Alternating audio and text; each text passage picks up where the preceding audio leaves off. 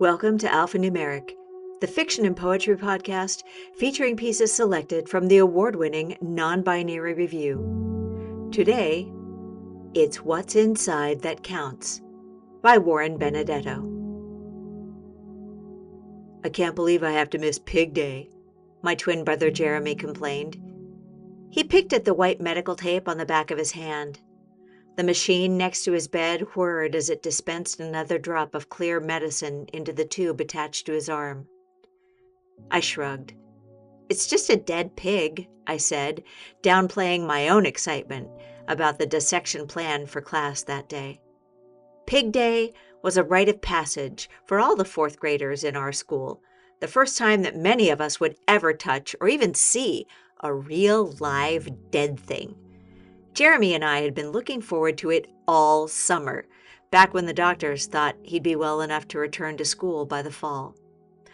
You're going to video it for me, though, right? I patted the iPhone in my pocket. Definitely. Emily, my mother shouted from downstairs. Bus is here. Coming. I slung my backpack over my shoulder. Later, nerd. His voice followed me down the hall as I ran for the stairs. Try not to barf. I'm not going to barf. The truth was, I didn't know how I'd react to the dissection. I couldn't imagine poking around in a dead pig's guts. I wondered how they would feel. Would they be squishy and warm like spaghetti? Or cold and jiggly like Jell-O? My stomach turned at the thought. I was definitely going to barf. It was a small class, only 9 students. 10 if Jeremy had been there. We gathered around the large table at the front of Mrs. Collins' science lab, each of us outfitted in plastic smocks, rubber gloves, medical masks, and oversized goggles. We looked like the world's youngest, most incompetent surgical team. On the table was a dead pig in a stainless steel tray. Expected the pig to be pink, like the ones in the movies, but it wasn't. Its flesh was a sickly gray color, with a rubbery consistency that reminded me of a popped birthday balloon. Mrs. Collins held up a scalpel. Are we ready? The other students nodded. Wait! I reached into my backpack and pulled out my iPhone, quickly swiping to the camera app. So Jeremy can see, I explained. I tapped the record icon. Okay, ready. All right, here we go. The teacher sliced the skin on the pig's stomach. I watched through the iPhone, grateful to have a screen between me and the pig. It wasn't so bad that way, more like watching a YouTube video than something happening in real life. For the next 10 minutes, Mrs. Collins expertly dissected the pig, explaining each organ as she went. They all looked lifeless and gray, especially on the video. But then a glint of bright silver caught my eye. What's that? I asked, pointing my finger at the metallic gleam inside the pig. Oh, that, Mrs. Collins said, smiling. That, young lady, is the timepiece. She moved aside another organ to reveal what looked like an antique pocket watch inside the pig. The timepiece? I leaned in to get a closer look. It looks like a watch. Yes, it does, doesn't it? She dug her fingers under it and lifted it out of the pig. The thin pink membrane holding it in place stretched, then tore. The timepiece slipped out of the membrane and into the teacher's palm. It was coated in pale pink slime. She delicately wiped it with a rag until it was clean. Would you like to hold it? I can record for you. I nodded and handed her the phone. She placed the timepiece in my hand, then turned the camera toward me. The timepiece appeared to be made of silver, with a complex pattern carved into its case.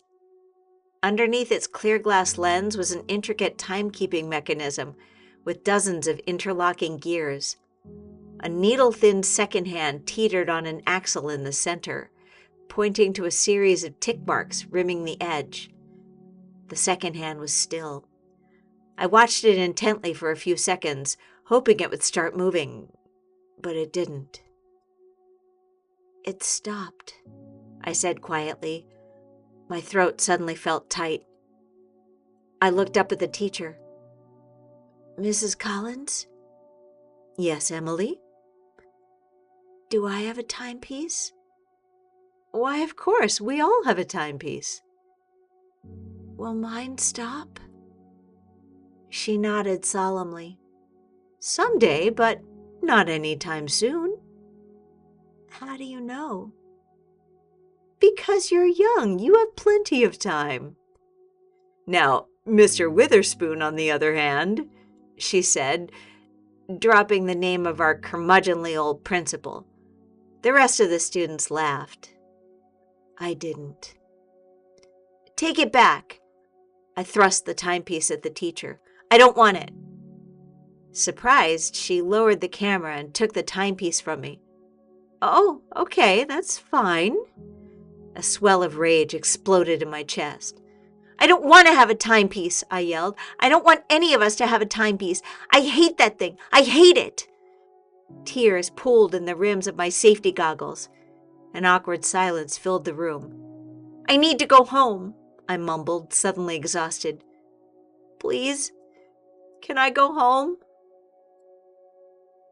When I arrived back home, I ran up to Jeremy's room and pushed open the door. An episode of SpongeBob was playing on the TV. Jeremy was asleep. I watched him in silence for a moment, listening to the quiet beeping and hissing of the various monitors surrounding his bed. Then I crawled into his bed next to him, being careful not to dislodge the tube in his arm. He stirred. His eyes fluttered open. Hey. His voice was raspy. How was Pig Day? I shrugged. It was okay. Did you barf? Nope. Then why did you come home early? I propped myself up on one elbow and looked at his face. His skin was pale, almost gray. I just wanted to. What? He swiped at his nose as if checking for a booger. What are you looking at? Nothing. I lay down beside him and stared at the ceiling. Can I see the video? After a long pause, I said, Emily, he whined. You forgot? Sorry. You promised. Trust me, you didn't miss anything. Are you sure? I thought about the timepiece, about the thing inside of me, inside of him, ticking away the time, moment by moment, day by day. Then I moved closer to him until I could feel his arm against mine. I'm sure. This has been It's What's Inside That Counts by Warren Benedetto, read for you by Lee Quintana. Our music was Sad, Tragic, Dramatic by Dennis Pavlov, provided by Pixabay.com. Alphanumeric is a production of Zoetic Press. Happy Pride Month, all! It's here! NonBinary Review Issue number 40, Epiphany. Can summer be far behind? Yeah, I know, correlation is not causality. You can get the full 3-format ebook bundle at zoeticpress.com for just $5, and you can find out all the latest news by signing up for our newsletter at the website or by following Zoetic Press on Facebook, Instagram, Blue Sky, TikTok, and YouTube. If you love us as much as we love you, please support us by giving us a rating and leaving us a swell review on whatever podcast app you favor. We'd appreciate it more than kids secretly love their siblings. You should also subscribe so you don't miss a single episode. Non-Binary Review, because humans are hardwired to tell stories.